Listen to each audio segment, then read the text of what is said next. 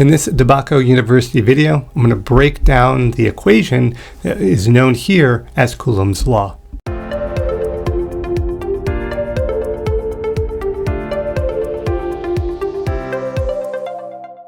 So when we look at Coulomb's law equation here, it might seem a little daunting to understand, but I'm going to break it down for you.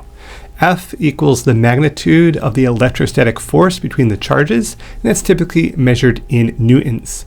Q1 and Q2 represents the magnitudes of 2-point charges, typically measured in coulombs. And then R, or in this case D, is the distance between centers of those two charges, typically measured in meters. And K is Coulomb's constant, approximately 8.98755 times 10 to the 9th. And that'd be newtons per meter squared over coulombs. So you can see here another representation here of what these mean. What we're really looking at is the force between these two molecules, and the force dependent on how close or how far those two molecules are in physical space. So what's the nature of the force here for Coulomb's law? Well, attractive if the charges have opposite signs, such as a positive and a negative. We see here they're going to have attractive properties. They're going to be repulsive if those charges have the same sign. It could be both positive or both negative. The magnitude of the force is directly proportional to the product of the charges and inversely proportional to the square of the distance. Remember, this does follow the inverse square law, so doubling the distance reduces the force to 1/4 of its original value. If we kind of see just a little example here, we've got two positives, well, they're being repelled.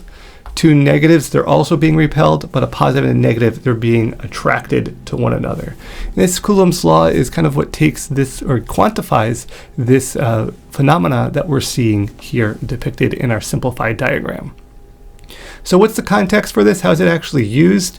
Well, it's critical for understanding periodic trends. So for example, atomic radius is an increased nuclear charge, meaning more protons, pulls electrons closer, reducing the atomic size across the period due to the stronger electrostatic attraction. So as we go from left to right with the periodic table, those radiuses are essentially getting smaller. Greater positive charge in the center, same outer orbital of electrons, being able to pull those in a little bit closer.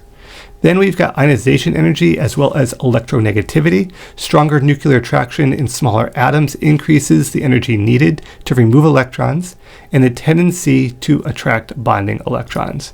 You can kind of see that here. We're looking at the force to remove or gain, these electrons. We're looking at those stronger nuclear attractions to want to hold them, or in this case, this sodium really wants to remove an electron.